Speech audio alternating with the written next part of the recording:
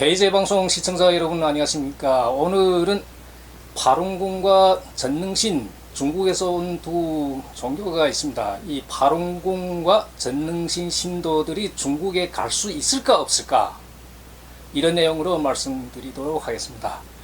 다음 주 화요일 17일이면 한국의 최대 명절인 추석입니다. 중국에서도 원래 추석이 쉬지 않다가 수년 전에 4대 전통 명절에 포함시키고 하루 공휴일로 지정해서 쉽니다. 그런데 지금 한국에 있는 중국인 존족과 한족 포함해서 중국에 이 명절 때도 못 가는 분들이 있습니다. 한계 부류는 당연히 불법 체류자들이겠죠. 불법 체류자들은 가면 오기 힘드니까 명절 때도 못 가고, 두 번째는 이 파룬궁과 이제 전능신 신도 가운데 이제 합법적으로 체류하는 분들이 꽤나 되는데, 이분들이 명절에 돼도 이제 중국 못 가고 있는 이런 상황, 좀 안타까운데, 자, 그러면 파룬궁과 이 전능신 이 신도 가운데 이제 그 합법 체류하고 있는 분들은 어떻게 무슨 비자로 체류하고 있을까? 자, 제가 수년 전에 파룬궁 신도 여러분이 이제 저한테 상담한 적이 있습니다. 자, 그분들이 어느 업체에다가 두 사람이 900만 냈는데 한 사람 450만이죠. 그래서 저보고 이게 앞으로 한국에서 계속 장기적으로 합법 체류할 수 있는가 없는가. 근데 뭐 어디다 돈 어떻게 내고 무슨 수속 어떻게 받는지도 모르고 제가 오케이, 노 이렇게 뭐 대답할 수 없는 상황이죠.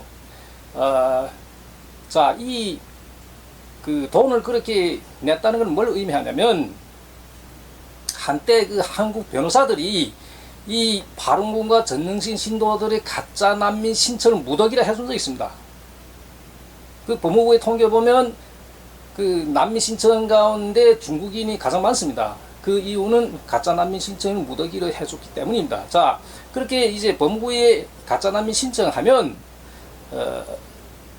물론 뭐 신청할 때 가짜라고 뭐 그렇게 신청하지 않겠죠. 자, 일단 그 난민 신청하면 이 G15라는 이런 비자를 이제 발급해 줍니다. 이 비자는 취업할 수도 있습니다. 1년에 한 번씩 연장해야 되고, 근데 만약에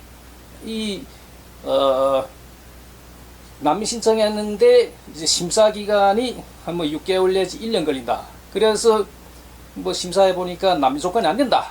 그래서 불허하죠. 불허 내리기까지 6개월 내지 1년 걸립니다. 자, 그럼 불허됐다. 그럼 그냥 뭐 불법 체류되나요? 그게 아니고 또 항소합니다.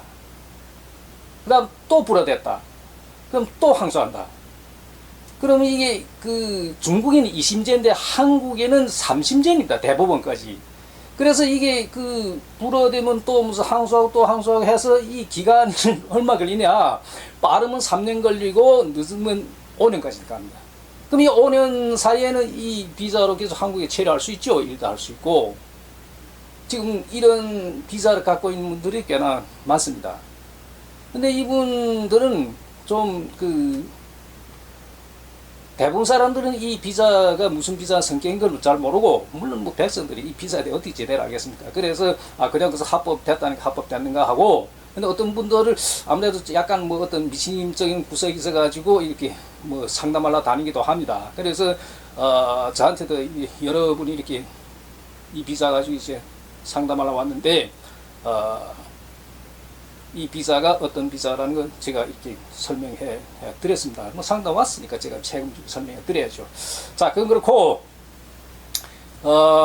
그래서 이 파룬궁과 전능신 신도들 가운데 이제는 한국 생활을 정리하고 중국으로 이제 가겠다, 가고 싶다, 이런 분들 꽤나 있습니다. 근데 이분들이 중국을 가고 싶은데 못 가는 거죠. 그래서 제가 판단했을 때는 못 가는 것이 아니라 안 가는 거예요. 그러니까 못 가는 것과 안 가는 건 다릅니다. 어떻게 다르냐?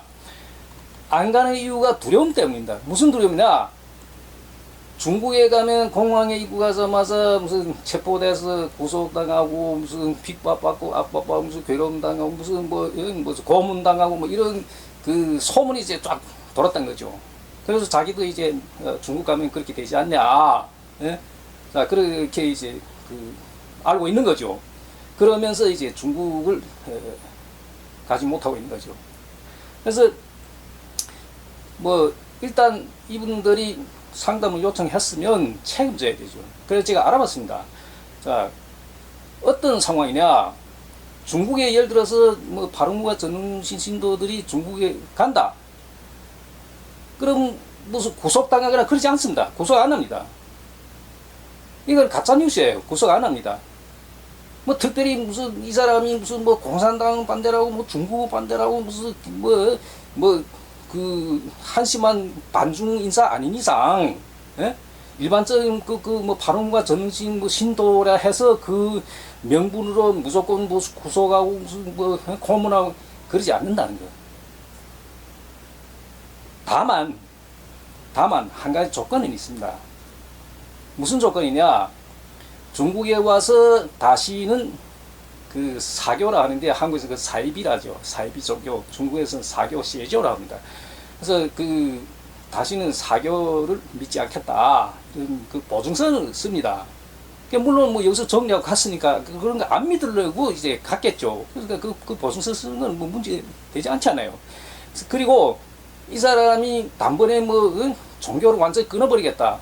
막 그런 게 힘들면 중국의 삼자 교회라는 게 있습니다. 삼자 교회, 뭐 자치, 자양, 뭐 자전 이 삼자 교회는 무슨 뜻이냐면 중국 정부의 합법적으로 등록된 교회들 이런데 이제 다닐 수 있고 신도로서 활동이 가능하다고 그럽니다. 자, 그러니까 종교 활동 여전히 할 수 있다는 얘기죠. 그래서 이 발원공과 전능신 신도들은 역시 중국의 뭐 선량한 국민들이죠. 그래서 뭐 이 중국 당국에서 이 사람들 무슨 범죄인 취급하고 막 무슨 뭐 이렇게 막 구속시키고 막 이렇게 하지 않는다는 거. 하지 않는다는 거예요. 다만 제가 여기서 강조하고 싶은 게 하나는 뭐냐면 신앙은 자유죠. 신앙은 자유. 그래서 신앙은 자유인데 한국에서는 사이비 종교라고 말해요. 사이비. 이 사이비라는 게 이게 같다는 사자 비슷하다는 뜻이죠. 비슷하면서도 아니다. 이건 아니다는 뜻이에요. 사이비. 그러니까 종교 같으면서도 종교 아닌라는 뜻이 되겠죠. 근데 중국에서는 이거 사교라고 표현합니다. 사교라는 무슨 뜻이야? 이거 사악한 가르침. 이 교라는 건 종교라는 건 원래 으뜸이 가르침이라는 뜻이에요. 그래서 사악한 쪽 혹은 삐뚤어진 가르침 이런 뜻이 되겠죠. 그래서 이런 거는 좀 경계했으면 좋겠다. 지금 한국에 예를 들어 뭐 사이비 종교 하면 한참 조금 지난 이야기인데 강남의 뭐 교회에서 무슨 예수 재림하는 현장을 뭐 직접 목격할 수 있다고 뭐 난리 난 적도 있습니다.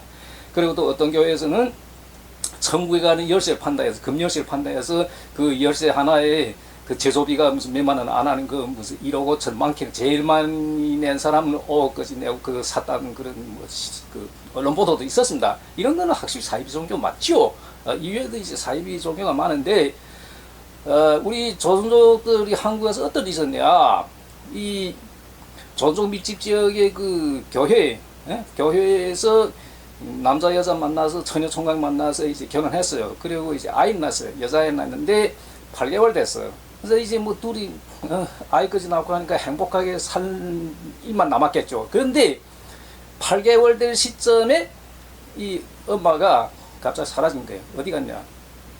한국에서 코로나 때 가장 말썽이 많았던 교회를 간 겁니다. 근데 애가는 12살 됐어요. 근데 지금도 안 돌아오고 있어요. 이거는 신앙이 아니죠. 이런 거는 가족 다 버리고 무슨 이런 게 신앙입니까? 그래서 이게 보면 뭐 사이비 종교를 하면 집단 합숙하는 이것은 약간 좀 빗나간 신앙이 아니나 저는 그렇게 생각하는데 무슨 얘기냐면 우리 유교 문화에서 한국도 그렇고 중국도 그렇고 가정 행복이라는 게 이게 가장 우선이죠. 가정 행복. 이 가정 행복이 있어야 본인 행복이지 가정 행복이 없으면 본인 행복이 없습니다. 이 유교 문화에서는. 그리고 또 뭐 어떻게 사회생활을 온전히 하고 가족생활도 온전히 하면서 교회를 다니고 이제 신앙 이런 생활하고 이것이 정상적이지 가족을 다 버리고 뭐 신앙생활한다?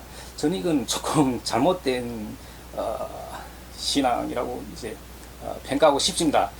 그리고 저는 이 뭐 전능신은 바른군에 모릅니다. 저는 무교니까 이 뭐 전능신이나 바른군 이런 데 대해서는 모르기 때문에 좋다 나쁘다 이런 평가는 제가 할 수가 없습니다. 좋다 나쁘다 허불호 이런 평가는 제가 할 자격이 안 된다는 거죠. 다만 그 중국에서 그 젊은이들이 그 애가 어린데 이제 아빠나 어느 한쪽의 엄마나 이 가정을 버리고 이제 한국에 와서 그 교회에 들어가서 이제 생활하는데 중국에서 엄마나 아빠가 이제 애를 얻고 이제 찾아왔는데 만나주지도 않고 만나더라도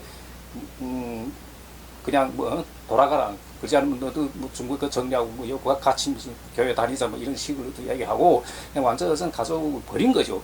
저는 이것은 조금 잘못된 신앙이라고 생각합니다. 이건 가장 안타까운 부분인데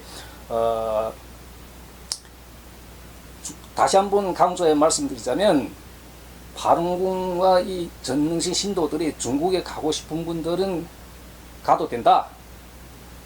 구속시키지 않고 그렇게 핍박하고 무슨 뭐 고문하고 그렇게 하지 않는다 때문에 시름 놓고 가고 그래서 가족의 품으로 하루속히 돌아가기를 이제 바라겠습니다. 그래서 한마디로 말하면 불이익인데 중국 가도 불이익은 당하지 않는다. 또 역시 중국에 가서도 신앙생활을 할 수 있다. 중국 정부에 합법적으로 등록된 교회에 다닐 수 있다. 이것을 다시 한번 강조드리고 싶습니다. 그리고 이와 관련해서 뭐 상담하고 싶으면 010-8108-7319 이 전화번호에 뭐 연락하면 자세하게 상담해 드리도록 하겠습니다. 다음 주 화요일이면 추석입니다. 추석 전에 마지막 방송인데 시청자 여러분들 추석을 즐겁게 쉬시고 추석 후에 다시 뵙겠습니다.